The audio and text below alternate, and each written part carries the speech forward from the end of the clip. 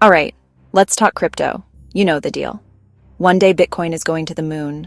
The next, your portfolio looks like it got hit by a blue shell in Mario Kart.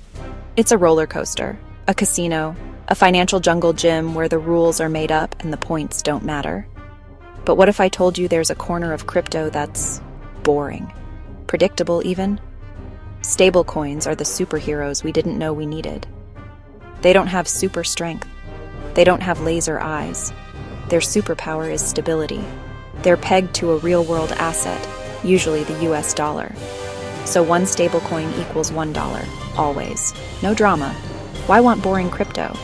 Because in a market that swings like a 90s boy band, stability is a safe house. Digital cash to move in and out of crazy trades without banks. The foundation, the plumbing of crypto transactions. In this world, there are two titans. Think Coke versus Pepsi, McDonald's versus Burger King. My dad versus the remote.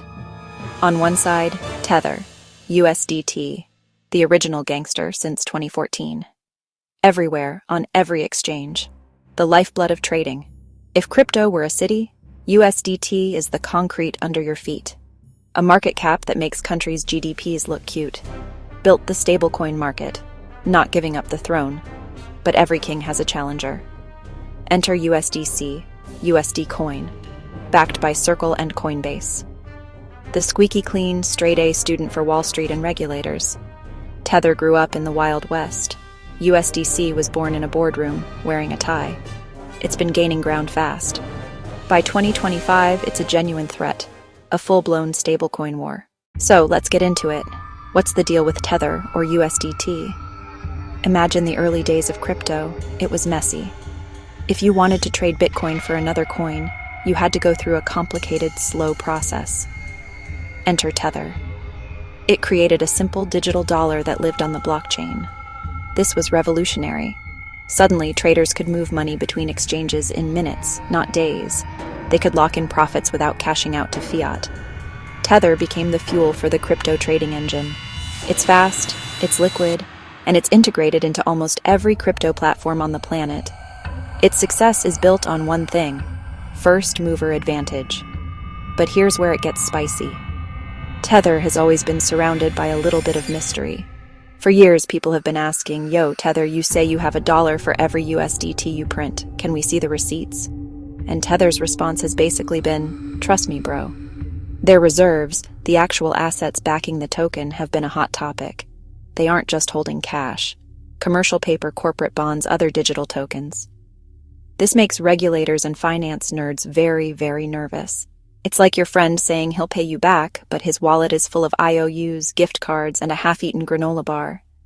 Despite the controversy, Tether has shown incredible resilience. It has weathered market crashes, regulatory crackdowns, and a constant barrage of FUD. That's fear, uncertainty, and doubt. Why? Because in the fast-paced world of crypto trading, utility often trumps transparency. Traders in Asia and other overseas markets who make up a huge chunk of crypto volume love USDT.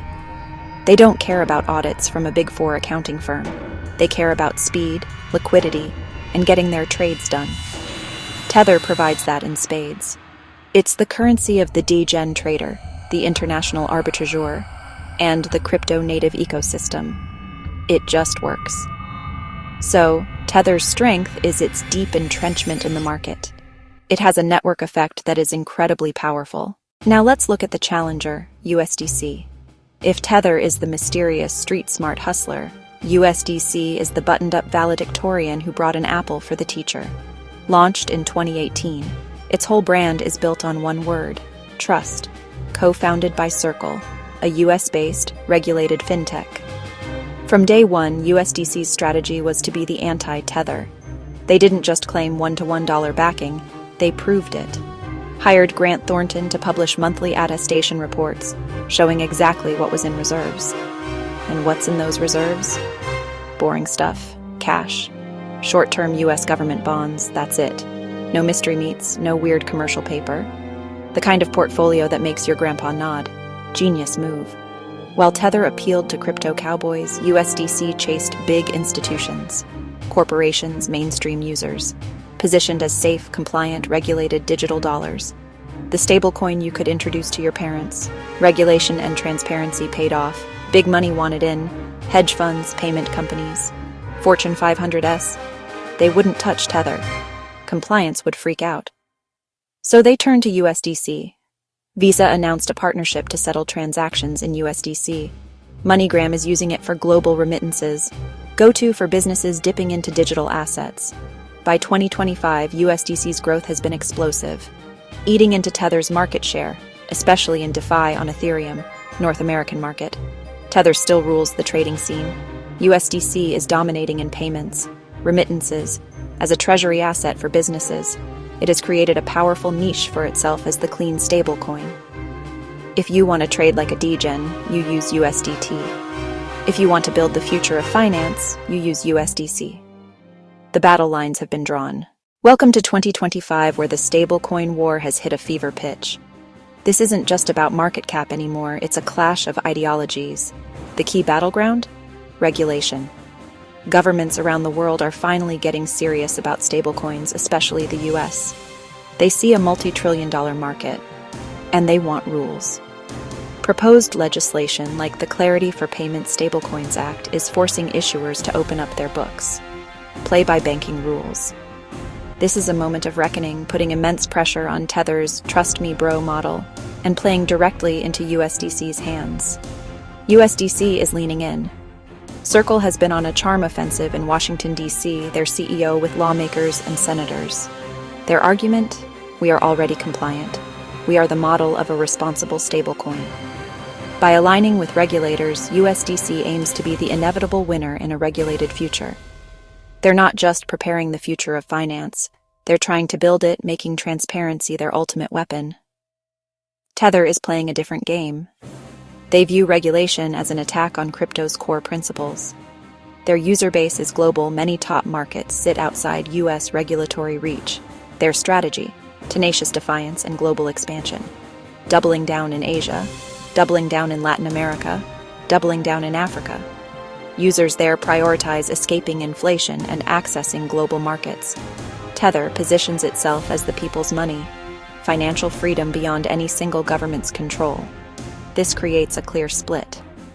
USDC, the onshore stablecoin for regulated corporate finance. Tether, the offshore digital dollar for the unregulated global crypto economy.